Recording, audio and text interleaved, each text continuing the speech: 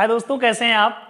हम उम्मीद करते हैं कि आप अच्छे होंगे और आपकी तैयारी बहुत अच्छी चल रही होगी। दोस्तों, जैसा कि अभी भी पता चला आपको 2 दिन पहले खबर आई कि 23 तारीख को आपका यूपी टेट का पेपर पुनः जो रद्द हुआ पेपर है उसको करवाया जाएगा।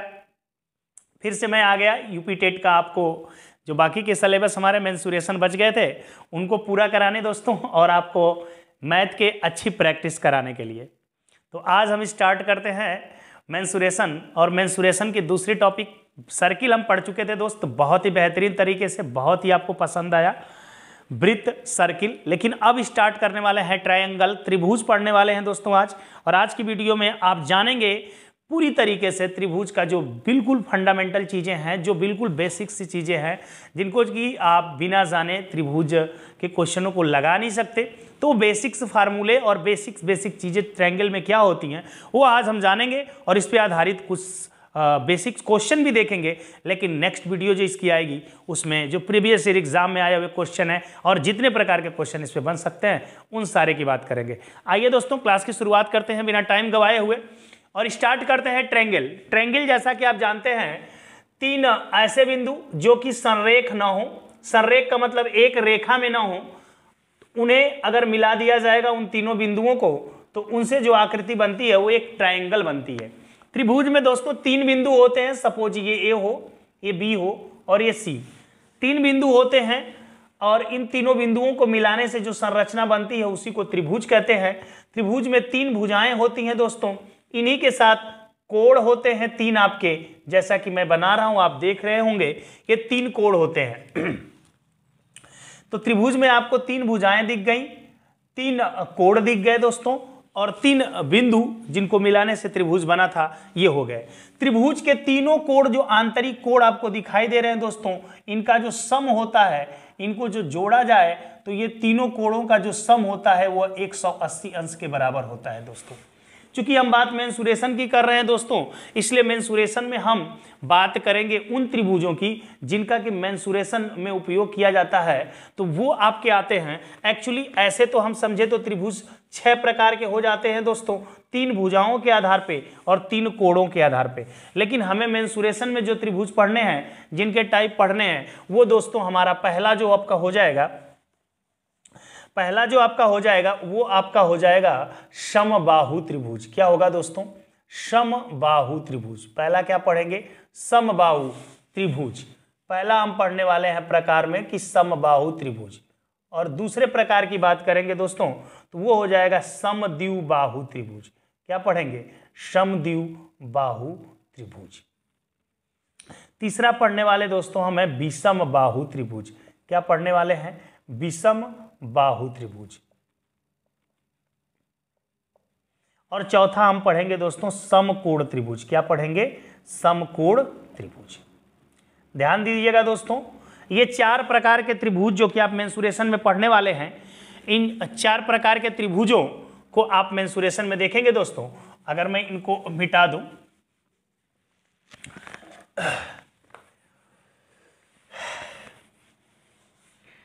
जिसमें आप पहला देख रहे हैं, जैसा कि अभी त्रिभुज हमने बनाया था, इस त्रिभुज में आप देख पा रहे होंगे, ध्यान से देखिएगा। डिफिनीशन की बात अगर करें तो जब कोई सी त्रिभुज में, ये त्रिभुज ABC है और 3 भुजाएं मैंने बताया, तो एक भुजा ए, एक भुजा ए, एक भुजा ए। अगर तीनों भुजाओं की लंबाई दोस्तों आपस में समान होगी, मतलब ए है तो ये भी ए होगा, ए भी ए होगा। अगर तीनों आपस में बराबर होंगे दोस्तों तो उसी को हम कहते हैं समबाहु त्रिभुज। ऐसा त्रिभुज जिसकी तीनों भुजाएं आपस में बराबर हों उसे क्या कहेंगे दोस्तों? समबाहु त्रिभुज कहते हैं। ध्यान दीजिएगा दोस्तों, उसे क्या कहेंगे? समबाहु त्रिभुज।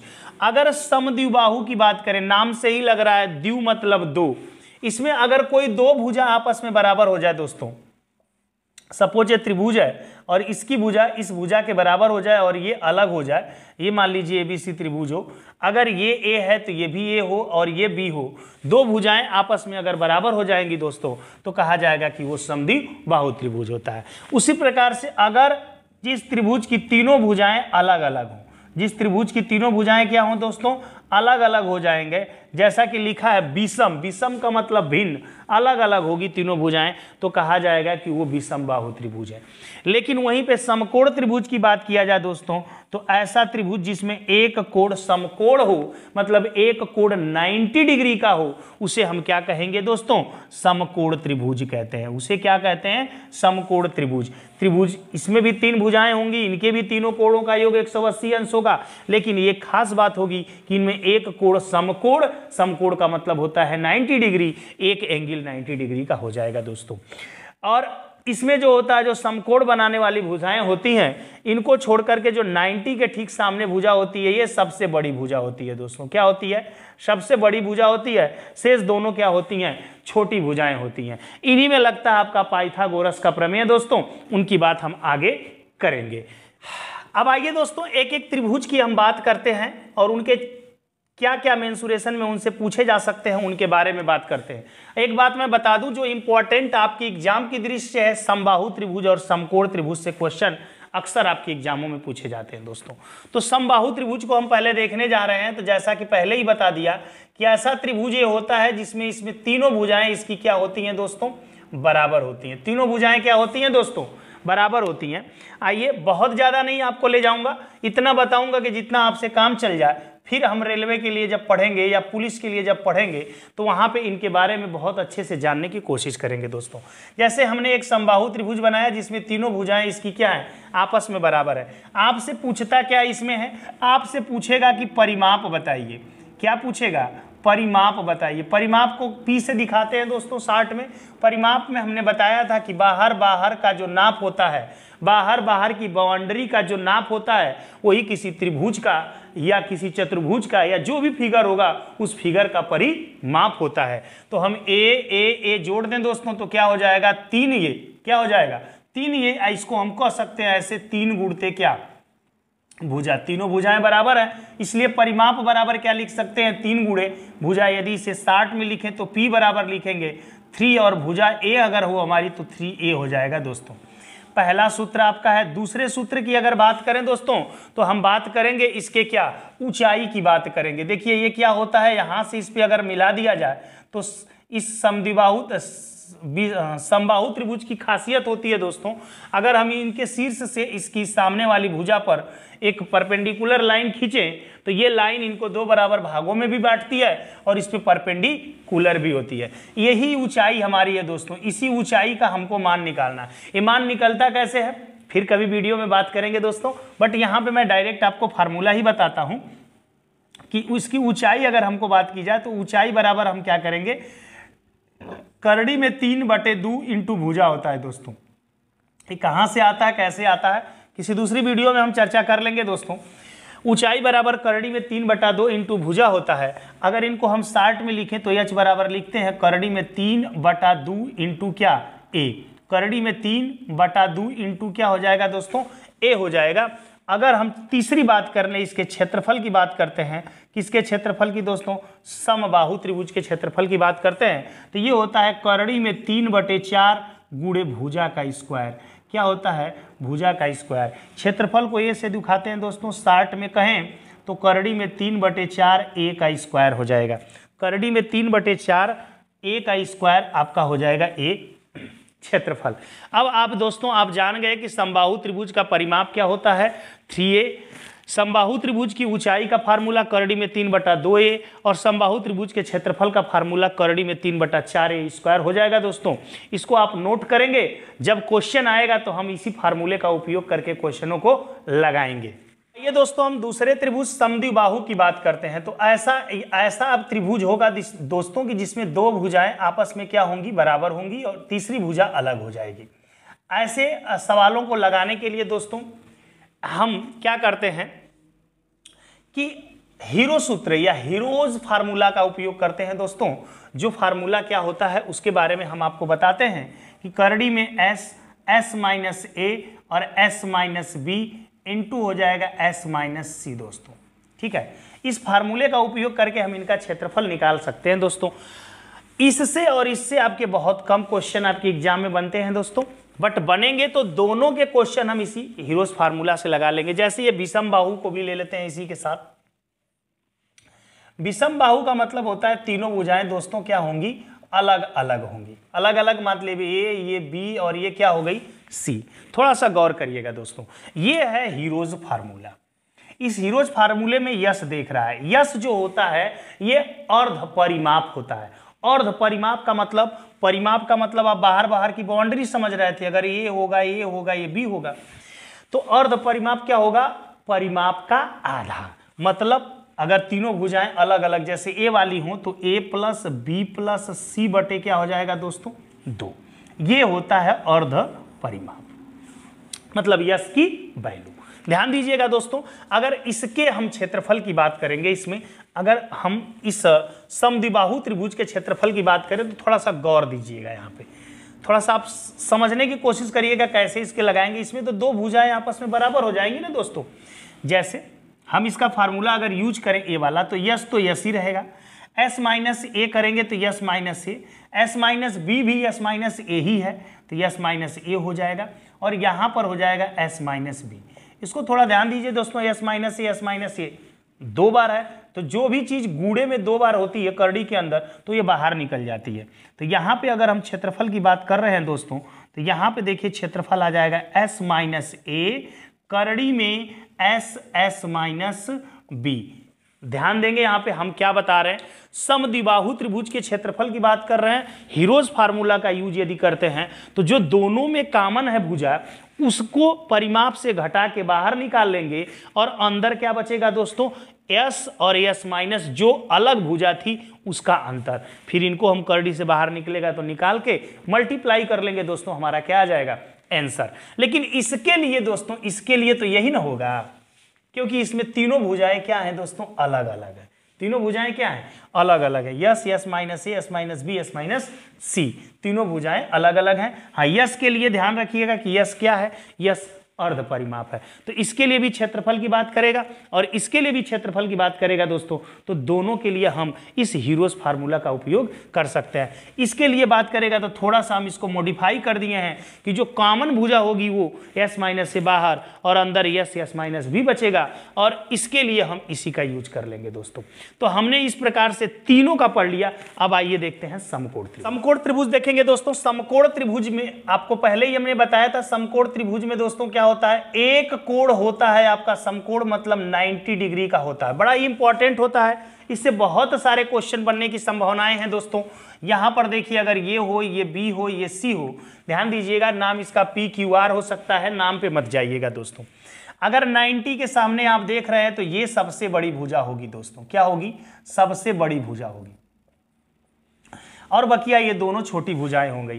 तो इसमें पाइथागोरस का प्रमेय लगता है दोस्तों। पाइथागोरस का प्रमेय क्या कहता है, पाइथागोरस का प्रमेय दोस्तों कहता है, मैं बोल रहा हूं, अगर आप लिखना चाहें तो लिख लें, कहता है किसी समकोण त्रिभुज में सबसे बड़ी भुजा का वर्ग शेष दोनों भुजाओं के वर्गों के योगफल के बराबर होता है। जैसे सबसे बड़ी भुजा क्या है दोस्तों, AC, AC का स्क्वायर, दोनों छोटी भुजाएं क्या है, AB का स्क्वायर और प्लस योगफल कह रहा है, तो यहाँ पे BC के स्क्वायर के क्या हो जाएगा दोस्तों, बराबर हो जाएगा। AC का स्क्वायर बराबर AB का स्क्वायर प्लस BC का स्क्वायर। ये इस क्या हो जाएगा, समकोण त्रिभुज में पाइथागोरस का प्रमेय, मतलब तीनों भुजाओं में संबंध आप निकाल लेंगे। अगर इनमें से कोई दो भुजा पता है, आपको तीसरी निकालना है दोस्तों, तो बहुत आसानी से इसका उपयोग करके आप लगा लेंगे। जैसे कह दे कि ये 4 है, ये 3 है, इसका मान निकालिए, तो आप क्या करेंगे, AC का स्क्वायर बराबर तुरंत करेंगे, AB का मान 4 दिया है तो 4 का स्क्वायर, BC का मान 3 दिया है तो 3 का स्क्वायर, और ये आपका हो जाएगा 16 प्लस कितना 9, जो कि AC का होल स्क्वायर बराबर, यहाँ पे जोड़ देंगे 16 9 25, और AC के स्क्वायर हटाएंगे तो इधर करड़ी लगता है, और 25 का वर्गमूल क्या होता है दोस्तों, 5 हो जाता है। इस प्रकार से अगर तीनों भुजाओं में से दो भुजा दे के तीसरी पूछेगा तो इसमें वैल्यू रख के आप बहुत आराम से लगा लेंगे दोस्तों। ये हो जाएगा आपका इस समकोण त्रिभुज में पाइथागोरस का प्रयोग कैसे करेंगे। बट हमको इसमें क्या पढ़ना है, समकोण त्रिभुज में क्षेत्रफल पढ़ना है दोस्तों। 1/2 गुणे आधार गुणे ऊंचाई, आधार गुणे क्या ऊंचाई, आधार गुणे क्या कहते हैं दोस्तों? ऊंचाई कहते हैं अगर किसी समकोण त्रिभुज का क्षेत्रफल पूछता है। आधार ये हो जाएगा ऊंचाई, इसको समझ लीजिए दोस्तों। तो आधार गुणे ऊंचाई कहने का मतलब हमारा आप समझिए कि समकोण त्रिभुज का क्षेत्रफल अगर पूछेगा तो बड़की भुजा से कोनो मतलब नहीं है, जो 90 के सामने है उससे कोई मतलब नहीं है। शेष जो दोनों भुजाएं बच जाएंगी उन्हीं का गुणा करके क्या करेंगे? 2 से भाग। सपोज करिए इसी का क्षेत्रफल अगर आपको निकालने के लिए कह दे कि 3 4, इसका मान आपने 5 निकाल लिया, तो इस 5 से तो हमको कोनो मतलब नहीं है। इसका क्षेत्रफल यदि आपसे पूछ दे तो आप क्या कहेंगे? 1/2 समकोण बनानी। कौन भुजाएं 2 समकोण बना रही हैं? ये और ये मिलके समकोण बना रही हैं, तो 3 गुणे 4, और इसको काट देंगे 2 से तो आ जाएगा 6 मीटर होगा तो मीटर, सेंटीमीटर होगा तो सेंटीमीटर स्क्वायर। अगर ये मीटर होगा दोस्तों तो मीटर स्क्वायर, क्योंकि क्षेत्रफल हमेशा स्क्वायर में आता है। इस प्रकार से दोस्तों मैंने आपको त्रिभुज, सभी प्रकार के जो 4 प्रकार के त्रिभुज आपके मेंसुरेशन में हो सकते हैं उनके बारे में बताने की कोशिश की। अब इस पे आधारित सवाल जो है दोस्तों, आइए कुछ सवाल आज देख लेते हैं। तो 2-3 हमने कुछ छोटे छोटे क्वेश्चन ले लिए हैं, इसके माध्यम से आज की प्रैक्टिस करते हैं और इसके आगे के क्वेश्चनों को कल देखेंगे। लेकिन पहले इसको समझिए, कितना बेहतरीन क्वेश्चन है। कह रहा है किसी समबाहु त्रिभुज की प्रत्येक भुजा 20 सेंटीमीटर है दोस्तों। अगर हम भुजा प्रत्येक दे दी है, समबाहु त्रिभुज है दोस्तों, इसकी प्रत्येक भुजा समान होती है। मालूम है आपको कि समबाहु त्रिभुज में 3 भुजाएं होती हैं और सभी भुजाएं समान होंगी, तो 20a है, 20a है और 20a है। कह रहा है इसका क्षेत्रफल बताइए। तो मैंने क्षेत्रफल का फार्मूला आपको क्या बताया था दोस्तों? आपको याद होगा, करड़ी में 3/4 भुजा का स्क्वायर था। तो करड़ी में 3/4 दोस्तों हो जाएगा, भुजा कितनी है इसकी? 20 गुणते 20, 4 पच्चे 20 होता है, 20 पच्चे 100 हो जाएगा।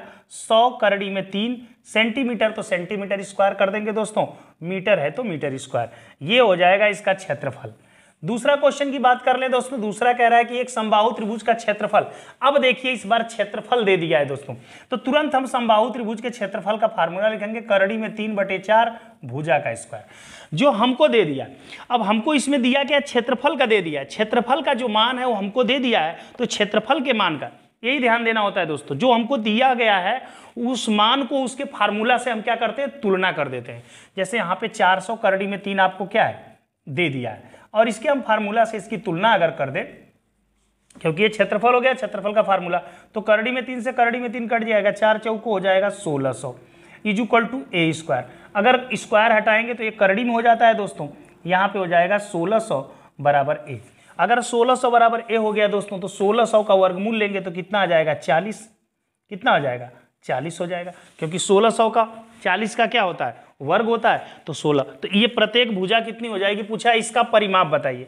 तो प्रत्येक भुजा तो अब 40 हो गई, मतलब ये समबाहु त्रिभुज है, इसकी प्रत्येक भुजा कितनी हमने निकाल दी? 40 निकाल दी दोस्तों। तो परिमाप कह रहा है, क्या कह रहा है? परिमाप कह रहा है। तो परिमाप में क्या बताया गया था? 3 गुणे भुजा। अब प्रत्येक भुजा 40 है तो 40 का गुणा कर दे, 40 तिहाई 120 मीटर होगा, तो मीटर उसका आंसर हो जाएगा दोस्तों। आइए दोस्तों एक और क्वेश्चन हमने ले लिया है समद्विबाहु त्रिभुज का। समद्विबाहु में आपको दोस्तों मैंने बताया था कि 2 भुजाएं समान होती हैं और तीसरी अलग होती है। जैसे ये दोनों a था, ये b था, ठीक है दोस्तों। आपको याद होगा कि मैंने क्या लगाया था वहां पे फार्मूला, जो समान था वो बाहर निकल गया था, s - a अंदर s क्या बचा था? b बचा था दोस्तों। और यस क्या होता है? तीनों भुजाएं, तो a + b का क्या कर देंगे? आधा। यही तो यस होता है। a + b + c होता था, लेकिन यहाँ पे 2 ठो भुजाएं क्या है? a है, और तीसरी क्या है? b है, तो ये हो गया।